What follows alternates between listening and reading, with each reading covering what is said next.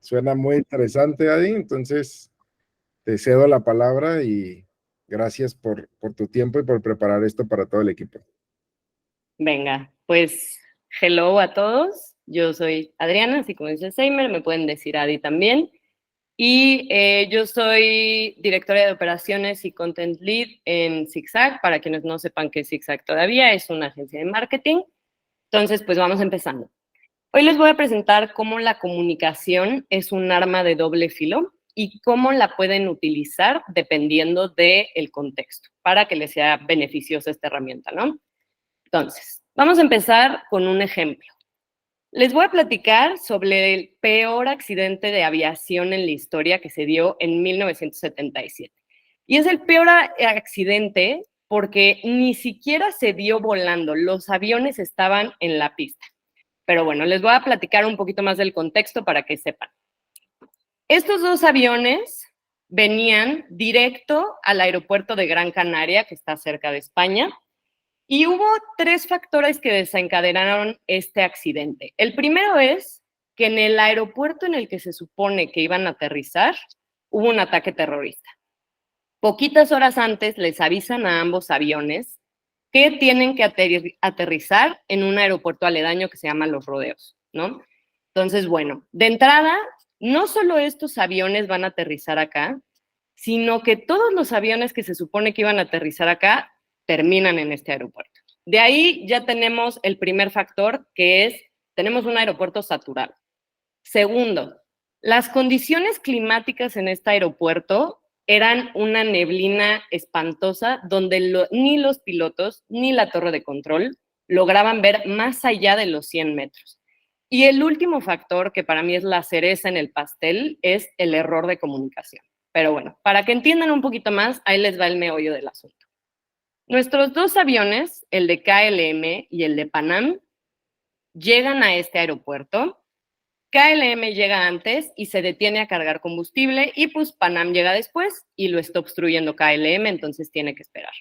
Un punto importante aquí es que como hay tantos aviones y está tan saturado, esta misma pista que se usa como despegue, también la están usando para moverse por aquí y estacionarse. Entonces ya de entrada ahí tenemos un error de logística medio extraño. ¿Qué pasa?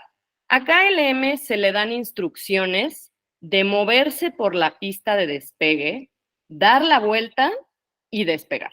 Esas son las instrucciones que se le dan. Minutos después se le dice a Panam que puede seguir a su compañerito KLM, ir por la pista y tomar la tercera salida para estacionarse de nuevo, ¿no? Entonces, KLM se mueve, se queda acá. Panam se mueve por la pista también, pero aquí tenemos el primer error. Yo ya les dije que uno de los factores era las condiciones climáticas y aquí es donde queda mucha interpretación, porque Torre de Control le dice sin dudas a Panam que puede salirse en la salida 3. Yo ya les dije que la neblina estaba espantosa y que no se podía ver más allá de 100 metros. ¿Cómo es que Torre de Control espera que Panam entienda dónde se tiene que salir? Entonces, bueno, Panam se dirige por acá, trata de encontrar la salida y por supuesto que no la encuentra, se la pasa y Panam ya está por acá. ¿Qué pasa con KLM? KLM está a punto de despegar y así se lo comunica a Torre de Control. We are now at takeoff. Torre de Control le dice stand by hasta que nosotros te digamos que está libre la pista. Pero ¿qué pasa? Que KLM ya no escuchó estas instrucciones y entonces los dos están avanzando a punto de chocar. ¿Qué pasa? Que ya cuando están demasiado cerca se dan cuenta que están a punto de chocar por las luces y el avión de Panam, trata de dar la vuelta y el de KLM trata de elevarse a máxima velocidad para no chocar, pero por supuesto que chocan. Y ahí les va todas las consecuencias que tuvo este error humano. En total hubieron 583 muertes del vuelo de Panam, que es el que estaba el lado como paralelo a la pista. No hubo sobrevivientes y solo 61 personas sobrevivieron del vuelo de KLM. Obviamente después de esto hubo un cambio de lenguaje en la aviación porque los pilotos ya no pueden decir we are now at takeoff, sino que mejor dicen we are now at departure, porque takeoff pues también implica que están haciendo algo, ¿no? Que es una acción.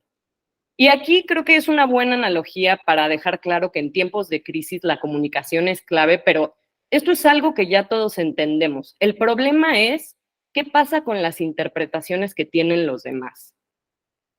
Aquí les pongo una frase de Lacan, que es un psicoanalista muy famoso. La comunicación no existe porque es un malentendido permanente. Podemos saber lo que decimos, pero nunca lo que el otro entendió. ¿Qué pasó en esta analogía, no? Lo que les estoy diciendo. KLM interpretó que ya estaba libre la pista y que podía salir. Panam interpretó que, o bueno, supuso que por supuesto que él iba a encontrar la salida a pesar de las condiciones climáticas. Y la torre de control supuso que los dos estaban haciendo de maravilla su trabajo. Y ese es el problema con empezar a obviar y a interpretar, ¿no? A veces el sentido común es el menos común y eso es lo que tenemos que tener claro siempre. Ahora, quiero que se queden con ese ejemplo que acabamos de ver y ahora vamos a irnos al otro extremo totalmente. Les voy a presentar a Elizabeth Bjork. Ella es una investigadora que se encarga de estudiar las técnicas de estudio para nosotros aprender mejor.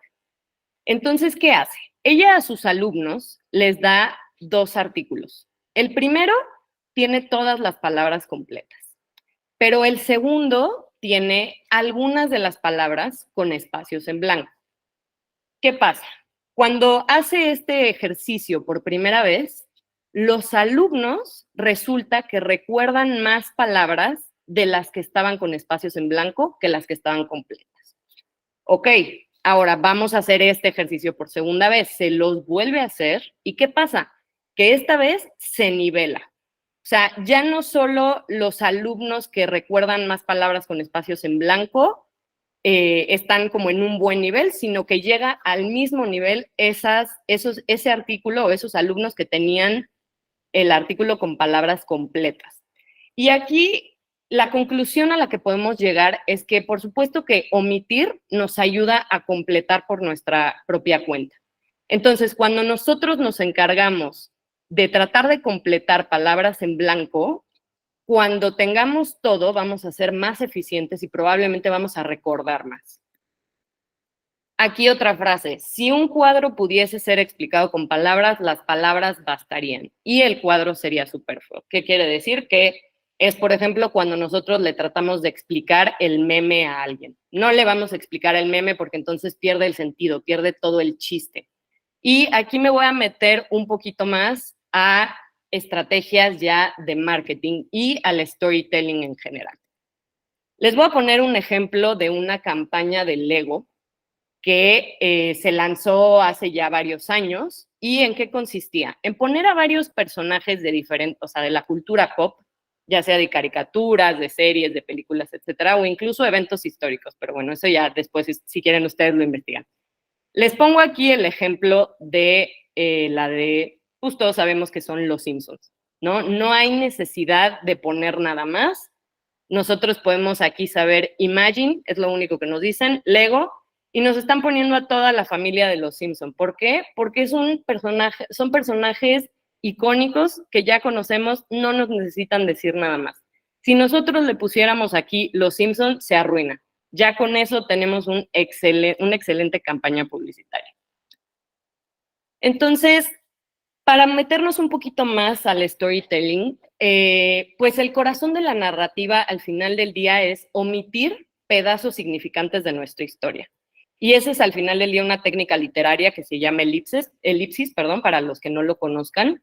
Y si lo ponemos como una analogía, podríamos decir que en un mundo en donde todo se ve y en donde todo es tan transparente y estamos como muy expuestos, esta parte de omitir es un poco esa seducción o ese erotismo. Entonces, vale la pena ser un poquito más seductores con la forma en la que comunicamos las cosas. Y esta parte también de que les decía, cuando no se puede saber más de algo, se inventan historias. No sé si les ha pasado que ustedes van a ver una película o van a ver ciertas películas de terror o thrillers, y si una película es buena es porque el final no es predecible. Si tú desde un inicio sabes cómo va a acabar la historia y efectivamente acaba así, sales decepcionado. Pero si hay un plot twist, que al final del día, pues esa es la parte de omisión de pedazos significantes, nos va a gustar la película, es lo más probable. Y con esto también les quiero decir que pues no siempre la comunicación debe de ser clara. Entonces, tenemos estos dos extremos, en donde vamos a tener una comunicación muy clara y obviar, y la otra es tener ambigüedades, darnos esa libertad de ser ambiguos. Ahora, ¿cómo lo aplicamos en nuestra vida cotidiana? Perdón. Tenemos estos dos que les digo.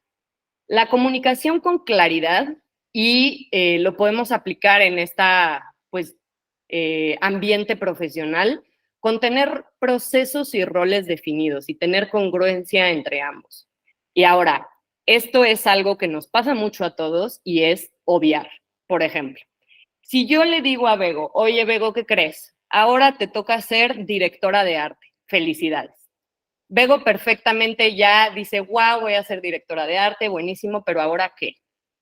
¿Y qué pasa? Que yo ni siquiera le di ok, estas van a ser tus nuevas responsabilidades, vas a estar a cargo de este equipo, ahora los flujos van a cambiar y van a ser estos. Nosotros necesitamos delimitar súper bien cuando hay un cambio dentro de la empresa. No podemos obviar ni interpretar que yo por decirle a Bego que va a ser nuestra nueva directora de arte, ella va a entender perfectamente cuáles son sus responsabilidades. Y al mismo tiempo, Bego también va a tener una ansiedad horrible porque no va a entender qué cargo tan grande le están poniendo y va a ser más frustrante porque no va a poder completar esos nuevos objetivos. Dentro de otros tips que les puedo dar acá también es, y aquí la verdad es que es un poco difícil porque cuando estamos presentando y no hay cámara prendida y no tienes a la gente enfrente se vuelve más complicado, pero cuando estamos presentando, por ejemplo, en una conferencia con muchas personas o estamos hablando uno a uno con alguien más, es súper importante basarnos en el lenguaje corporal. Y aquí les voy a dar también un tip que es, tengan un ancla en el público. Escojan a la persona ya sea o menos expresiva o la más expresiva y dense cuenta en sus muecas cada que terminan una oración. Si esa persona sonríe, bueno, voy por buen camino, es una buena guía. Si esa persona frunce el ceño, ok, entonces me regreso porque no quedó tan claro. Básense en el lenguaje corporal y tengan un ancla en el público. Y lean a las personas, esto es súper importante, qué valora cada uno y esto también para quienes estén familiarizados con narices, pues es algo que se plantea mucho, ¿no? Que tenemos diferentes tipos de personas en un equipo de management. Entonces, por ejemplo, si yo me acerco con Darío, yo sé que Darío es una persona que resuelve crisis y que es un todólogo, ¿no? Todo el mundo lo sabemos. Entonces, si yo me acerco con Darío a pedirle algo, sé que Darío ni siquiera me va a preguntar qué y se va a poner a resolverlo, ¿no? Pero si alguien llega con una crisis hacia mí, yo soy una persona que busca mucho más el consenso. Si alguien llega con la crisis, me va a ser más importante para mí evaluar que todos estén, como on board de la decisión antes de tomar una decisión. Entonces es súper importante saber a quién le estamos hablando porque no se interpretan las cosas igual. Y ahora vámonos al otro lado. Si nosotros queremos tener comunicación con ambigüedad, ¿para qué nos sirve? Este ejemplo que les ponía de omitir nos va a ayudar a descifrar para nosotros entender. Entonces, si nosotros le damos una pequeña guía a nuestro equipo de cómo hacer las cosas, ni siquiera les vamos a tener que explicar qué hacer en su chamba, ¿no? Porque al final del día esa es su chamba.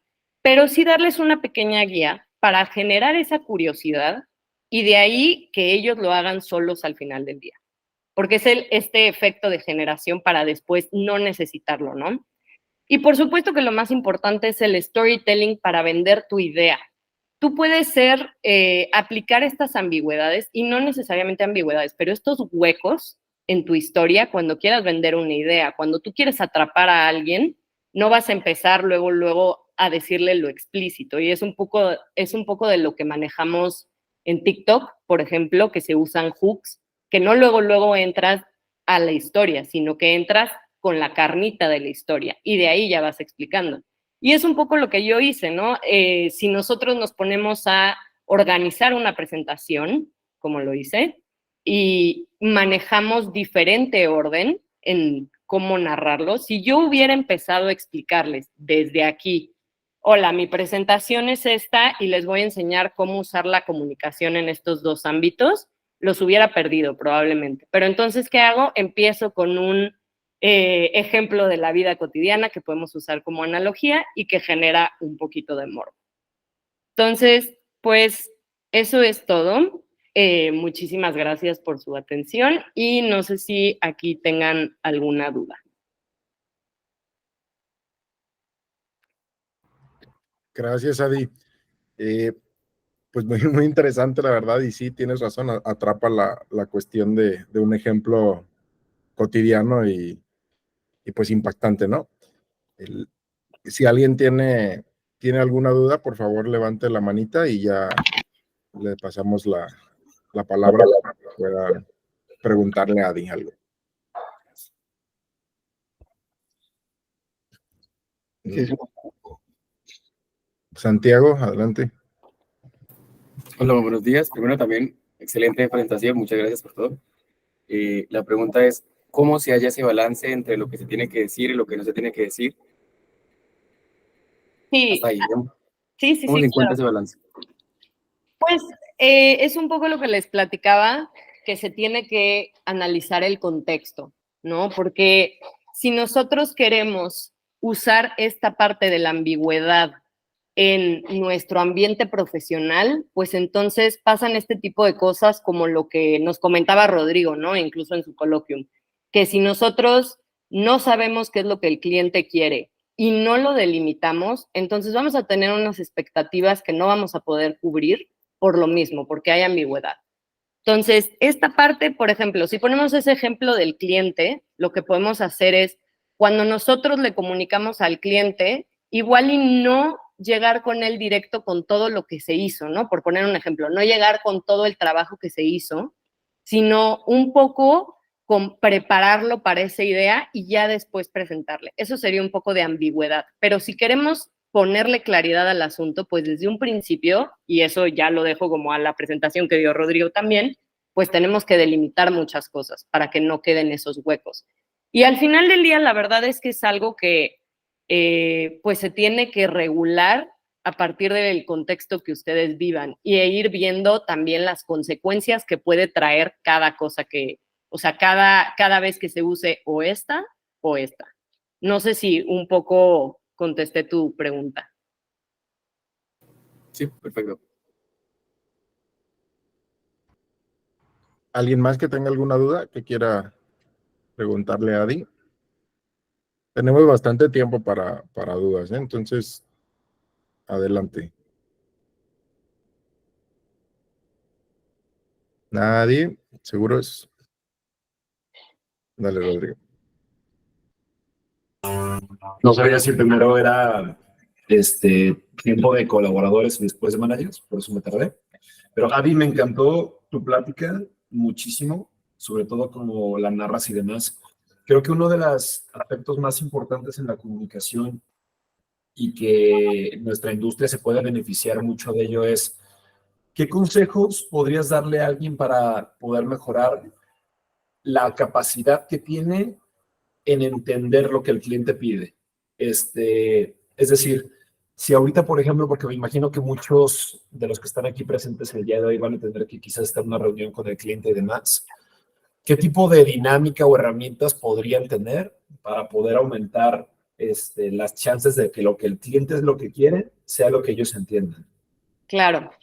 Esto también es parte de lo que tú nos hablabas, que era qué pasa cuando el cliente no sabe ni lo que quiere, ¿no? Entonces, bueno, yo, por ejemplo, estudié comunicación, creo que es obvio, pero tengo esta especialidad en periodismo. Entonces, algo que también nos decían mucho en periodismo era, ¿qué va a pasar el día que tú llegues a entrevistar a alguien y que esa persona te hable en monosílabos? Que tú le preguntes y que te conteste, sí, no, tal vez, no sé. ¿Qué vamos a hacer ahí? Porque pues tú ya tienes una chamba, ya tienes una entrevista que cubrir y tienes que sacar algo. Entonces, aquí cambia un poco el juego. Tú no vas a esperar que la persona te dé esa carnita de su historia, sino que tú vas a ir averiguando esa carnita de la historia. Tú vas a ir hallando los detalles de que si el cliente no sabe nada de lo que está queriendo, entonces nosotros vamos a ir delimitando de, oye, pero ¿te interesaría entonces usar estos colores? Porque mira, te pongo un ejemplo, bla, bla, bla, le armas tú toda esa idea y al final si te dices sí o no, bueno, me voy por un caminito o me voy por el otro caminito. Pero depende mucho de delimitar nosotros esa parte si el cliente no nos la está dando. No sé si quedó claro. Sí, quedó súper claro. Muchas gracias, Adi.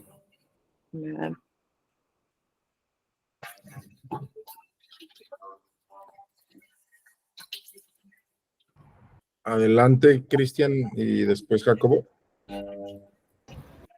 Gracias. ¿Qué tal a todos, estimados?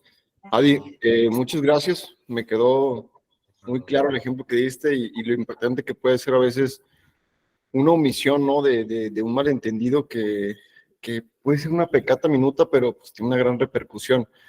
Creo que me quedo con el mensaje de a veces vale la pena mucho reafirmar, ¿no? Lo que ya sea comuniquemos o nos comuniquen para quedar en sintonía. Creo que a veces por unos minutos quizá de reafirmar la comunicación te puedes evitar grandes broncas, grandes problemas. Y muchas gracias por la exposición, me gustó mucho. Ay, muchas gracias, Cris. Jacobo.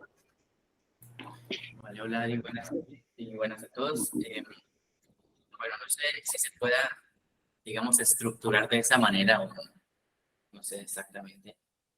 Pero, digamos, ¿cómo o qué recomendarías tú más o menos, digamos, en qué situaciones dejar una conversación un poco más abierta a interpretación de alguna persona o cuando necesitamos ser mucho más concretos? Porque, por ejemplo, en mi caso, a veces tiendo a dejar muchas cosas abiertas porque yo me entiendo a mí, digamos, y pues obviamente yo sé que quiero decir. Pero he visto que en muchas situaciones, pues la otra persona no siempre entiende lo que yo quiero que entienda. Exacto. Entonces, como en qué casos, digamos, puedo o debería aprender a forzarme un poco a ser mucho más específico y digamos, pues trabajar esa parte de no ser tan ambiguo todo momento. No sé si me hago entender. No, sí, claro, porque al final del día también llegamos a esta línea muy delgada, que es qué tanto puedo yo, y esto no sé si te refieres más como en equipo o como al cliente en específico, pero igual, y si lo vemos como con parte de tu equipo, es qué tanto puedo yo meterme para explicarle al otro sin hacer su chamba, ¿no? Y es algo que a veces nos pasa mucho en diseño, por ejemplo. Hay veces que yo a Renata le doy cierta referencia de cómo necesito que se haga un diseño, ¿no? Y al final del día le digo, necesito que tenga estas características. ¿Me entendiste? Sí, perfecto, todo súper bien. Me lo entrega y no, al final del día, si yo no le especifico, necesito que diga esto, que esté este icono, que esté esto y que tenga este propósito, pues Renata a lo mejor y no me lo va a entender. Pero también es esta parte de dejar a que el otro imagine cómo hacerlo, ¿no? Porque si yo le doy a Renata, necesito que me hagas una copia exactamente igual a lo que estoy viendo aquí, una referencia, ¿no? Pero necesito que me la copies. Pues eso entonces ya no dejamos a la imaginación a Renata. Ya le estoy diciendo cómo hacer su chamba y qué tiene que hacer. Al final del día es darle como esa parte de, mira, yo me estoy imaginando esto, pero pues al final del día tú eres la experta, tú eres la que me va a decir cómo se va a ver mejor o cómo va a estar mejor el acomodo. Entonces, creo que podemos dejar como esas ambigüedades a veces a la chamba de los otros, a que ellos también tengan esa oportunidad de ser creativos y curiosos, pero también darles esa guía, que es lo que les decía acá. Si nosotros queremos descifrar para entender, pues tenemos que partir de un lado. Tenemos que tener un punto para nosotros seguirle rascando. No sé si contesté tu pregunta. Creo que sí. Gracias. De nada. Va, creo que Grecia había levantado la mano antes, Salan, y ya después tú. Sí, gracias. Pues sí, a mí también me encantó tu presentación, Adi, muchas gracias. Y la pregunta sería, ¿qué puedes recomendar o cuáles son algunos tips que nos puedes dar a todos los que estamos trabajando en remote? Creo que hay, pues justo lo que externaron hace ratito algunos, no solamente es como a veces problemas de comunicación con un cliente, o como con posiciones o expectativas de tareas, sino en general cuáles sean los tips como para que un equipo que está distribuido, que está remote, que incluso tiene diferentes nacionalidades, no tenga estos problemas de comunicación. Claro, pues sí, la verdad es que se vuelve mucho más difícil tenerlo en remoto, pero uno de los pilares que también veo con los equipos y que se tiene que mantener si nosotros queremos que esto fluya e integrar al equipo, pues es la parte de la confianza. Y la confianza al final del día no la podemos armar si no somos congruentes con lo que decimos y con lo que hacemos. Entonces, para que nosotros empecemos a confiar como equipo y a fluir en la misma dirección, tenemos que ser congruentes con esa parte. Porque, por ejemplo, si yo les digo, oigan, tenemos que entregar cierto proyecto mañana y tienen que hacer tal, pero lo tienen que hacer perfecto y lo tenemos que entregar mañana a primera hora con el cliente. Pues sí, buenísimo, pero no lo vas a hacer tú, me lo estás pidiendo de última hora y al final del día es como, pues sí, jalamos entre todos, yo les voy a ayudar, pero no tenemos como esta parte de congruencia de que de confiar en el otro, ¿no? De que sí les estoy dando todo muy claro, pero es de última hora y se los estoy haciendo entregar para mañana. Entonces, yo creo que aquí lo que vale la pena es tener esa congruencia entre lo que decimos y lo que hacemos para generar una confianza en nuestro equipo, porque al final del día eso es lo único que nos va a integrar. No sé si quedó también claro o si le di muchas vueltas a este. No, sí, súper claro. Yo solo agregaría como para contribuir un poco que uno de los retos que creo que más tenemos en específico en Maya es como la información, la falta de visibilidad en los diferentes equipos que son cross-functional teams, que son equipos de diferentes disciplinas y que a lo mejor no tenemos, o sea, marketing no tiene visibilidad de lo que está pasando en producto, no tenemos a veces visibilidad de los problemas técnicos que tenemos que comunicar y todo. Entonces yo creo que algo que hemos mejorado también mucho, que hemos aprendido a lo largo del tiempo es mantener canales de comunicación donde todos tengan visibilidad, aunque a veces inferimos que a lo mejor no es importante para el equipo de marketing saber que se retrasó el lanzamiento de un feature, al final de cuentas sí es, ¿no? Entonces, aunque no necesariamente esté tagueando una persona, ya el hecho de tener un Discord donde esté fluyendo la información y todos puedan tener acceso a esa información, creo que ayuda mucho para equipos distribuidos. Y eso nos ha costado también un poquito de trabajo porque tenemos Discord, tenemos WhatsApp, tenemos diferentes puntos de comunicación, pero pues siempre intentar como que mantenerlo donde la mayoría de las partes involucradas tengan acceso a verlo.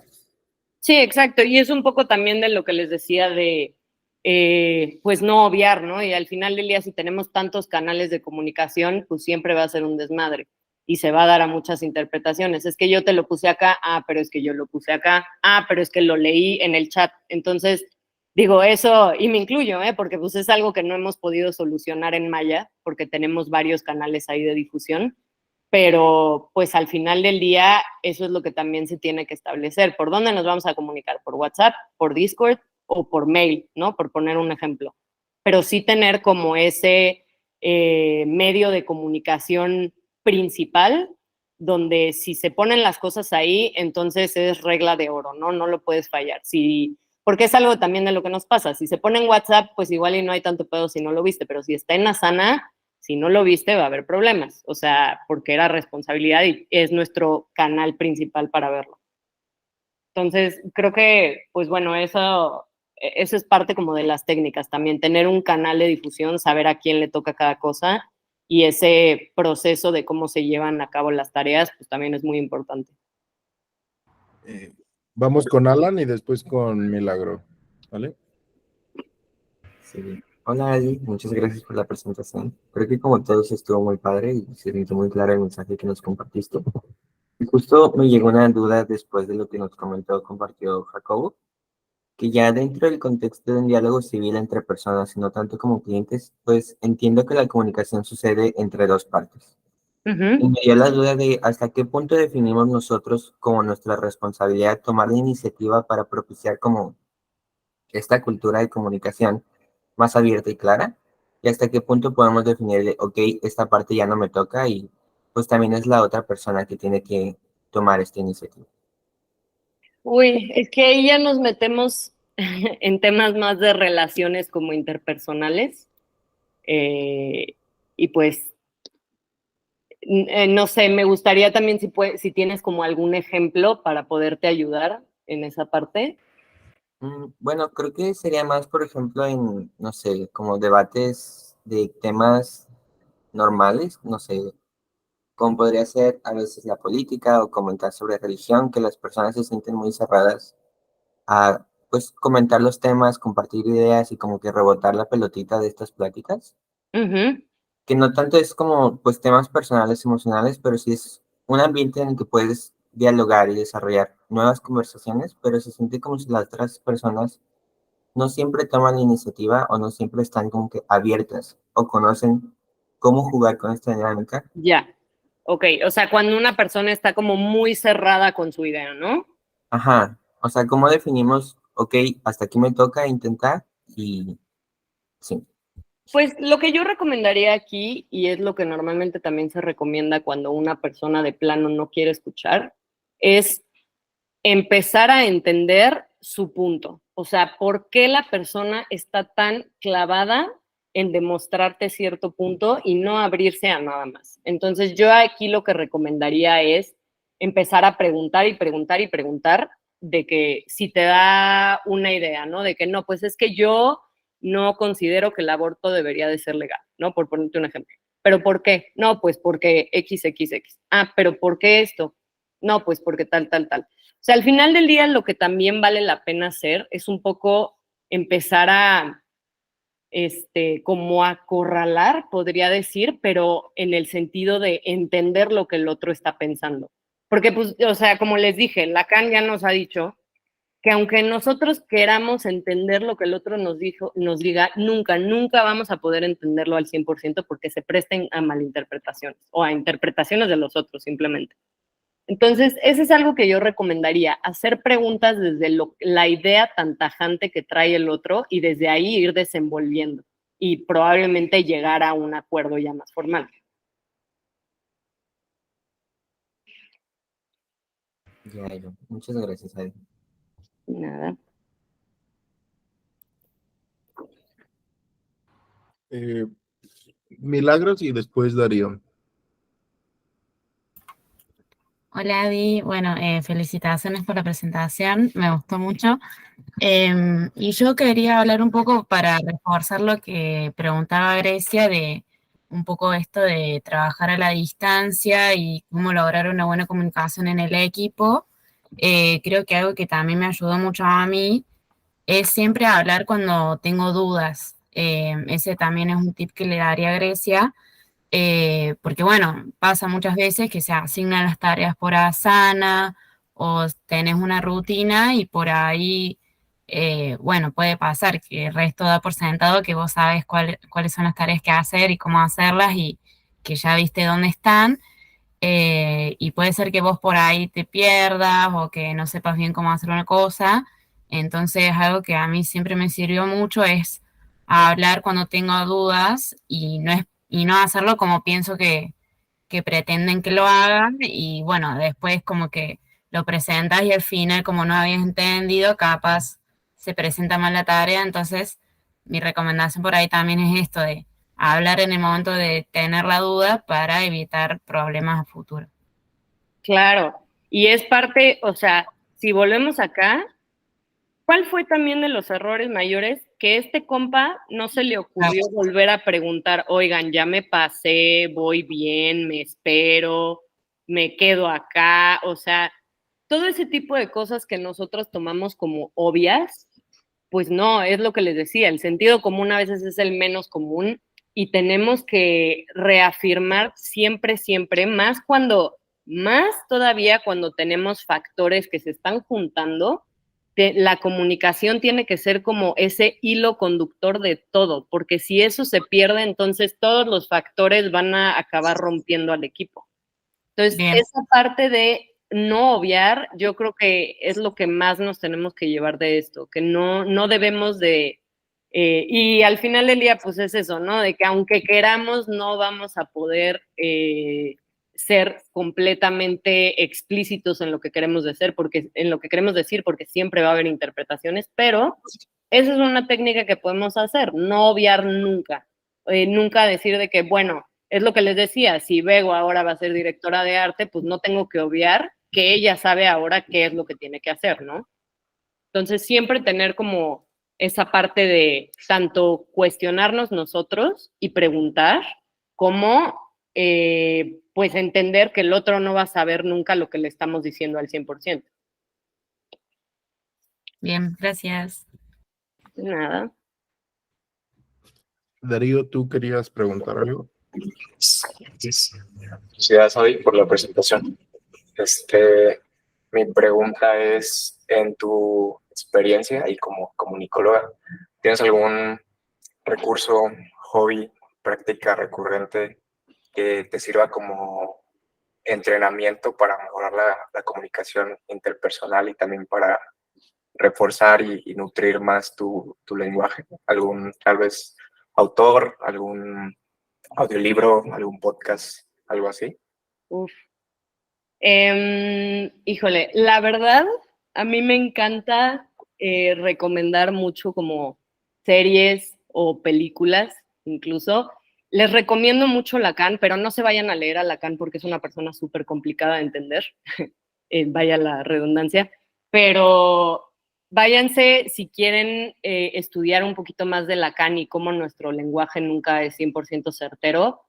Chequen igual videos, les puedo mandar también y les puedo poner si quieren en el Gitbook como varios links. Pero también les recomendaría como varias series, si quieren también una buena serie de cómo presentar ideas, de cómo hablarle probablemente a tu cliente, y pues es un escenario muy ficticio, ¿no? Pero no sé si alguien aquí ya haya visto Mad Men, que me parece una joya para como enseñar el mundo publicitario y obviamente retratar la época, ¿no? Pero al final del día habla mucho también de esto, de cómo a veces omitir ciertos detalles nos pueden ayudar a tener algo como más sólido. Entonces, esa sería una parte. Otra serie que me gusta muchísimo y les recomendaría en general que se fijen mucho en los diálogos cuando vean películas o series. Hay muchas series que pasamos por alto, que nada más a veces vemos como muy chistosas, pero que tienen mucho trasfondo. Por ejemplo, voy a ponerles Rick and Morty, ¿no? O no sé si alguien haya visto BoJack Horseman, que se me hace maravillosa también, si no la han visto, véanla. Y tiene muchas analogías así y hacen muchos juegos con el lenguaje y también les puede ayudar a ver cómo podemos jugar y cómo poder ser un poquito más románticos y seductores con el lenguaje. Y con esta parte también de la comunicación, ¿qué más les puedo recomendar? Pues les digo, Lacan es un gran autor, Foucault también habla un poco de esto, pero sí, yo creo que les recomendaría ese tip más que nada, de analizar mucho los diálogos de películas y de series, que tienen como, que a veces tienen más trasfondo del que vemos normalmente. Perfecto, gracias. ¿Alguien más tiene algún comentario o duda? No. Bueno, yo voy a preguntar. Adi, muchas gracias por todo, estuvo muy, muy interesante. Y alguna vez jugando Headbands con Darío y con Rodrigo, caímos en cuenta de que las personas no sabemos preguntar. O sea, Ajá. asumimos que sabemos preguntar, pero realmente las preguntas no nos acercan a la verdad o a la respuesta que queremos. Entonces, tienes tú como aparte que comentas que estudiaste periodismo, o sea, ¿cómo podemos hacer preguntas certeras y no darle muchas vueltas a lo que queremos para llegar a la respuesta? Híjole, es que ahí ya nos metemos, como que depende también mucho de este tema y a veces como de qué preguntas importan y qué preguntas no tanto, y al final del día pues no podemos saber, ¿no? Porque depende muchísimo del contexto. Pero algo que sí diría es como para no obviar con estas preguntas o de saber cómo preguntar mejor, también leer, volver a lo mismo de leer a la persona. Digo, yo sé que me estás poniendo un ejemplo de headbands, ¿no? Pero si lo ponemos un poquito más a nuestra vida cotidiana, si nosotros llegamos a preguntar directamente a alguien, y por ejemplo, es algo que igual y le estoy dando muchas vueltas, pero les voy a poner un ejemplo. Emilio, que trabaja como desarrollador en Maya, y yo que trabajo en la parte de marketing de Maya, pues obviamente vamos a tener un chingo de choques de comunicación y que a veces yo no sé ni siquiera si estoy preguntando bien. O sea, yo, por ejemplo, le puedo decir a Emilio, oye, Emilio, ¿es cierto que Maya nace de Cosmos? Sí. Ah, ok. Y entonces yo ya me voy a hacer toda una historia de cómo Maya nace de Cosmos y luego me dice, no, pero no necesariamente de Cosmos, nace de otra cosa. Entonces, es un poco delimitar, y es esta parte que también les decía. Si nosotros vamos con una pregunta, no quedarnos ahí, o sea, no necesariamente porque nuestra pregunta sea correcta o incorrecta, pero delimitar para saber perfectamente el resultado que queríamos, ¿no? O sea, delimitar hasta el punto de, ok, Maya nace de Cosmos, sí, pero entonces, ¿cómo funciona? O sea, no solo nace de Cosmos, pero explícame cómo fue ese recorrido, ¿no? ¿Cómo fue esa construcción o qué herramientas sacó de Cosmos? Porque no es lo mismo de que nací de Cosmos a usé ciertas cosas de Cosmos para que se desarrollara Maya, ¿no? Igual y les estoy poniendo un ejemplo como más grande, pero creo que es esa parte de volver a lo mismo, de delimitar, porque al final del día no hay que esperar que una sola pregunta nos resuelva todo lo que queremos saber, sino delimitar con varias preguntas hiladas, ¿no? De ir hilando de, bueno, ya hice esta pregunta, y es un poco lo que haces en Headbands también, de ir hilando las preguntas que ya hiciste para después de eso sacar un resultado. Va, pues sí, creo que sí responde un poco ahí lo que pregunté. Gracias. Si no hay más preguntas para Adi, 3 cositas. Una, los que llegaron despuesito, por favor pongan su nombre aquí en el chat. Los que faltan, los que ya lo pusieron, no lo repitan, por favor.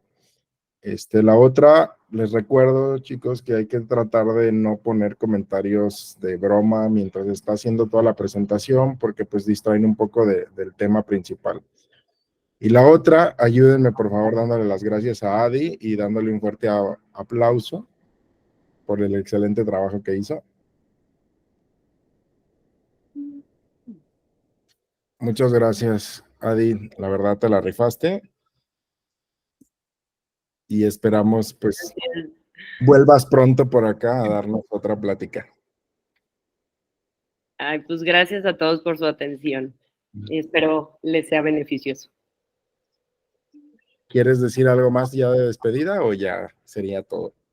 No, sería todo. Pues muchas gracias a todos. Vale, pues nos vemos. Por favor, no olviden ponerse un nombre. Gracias, Adi. Bye. Bye, bye. Gracias, Adriana. Te agradezco. Muchas gracias. Bye, bye. Chao, Gracias, chao. Adi. Gracias. Gracias. Gracias. Buen día. Hasta luego.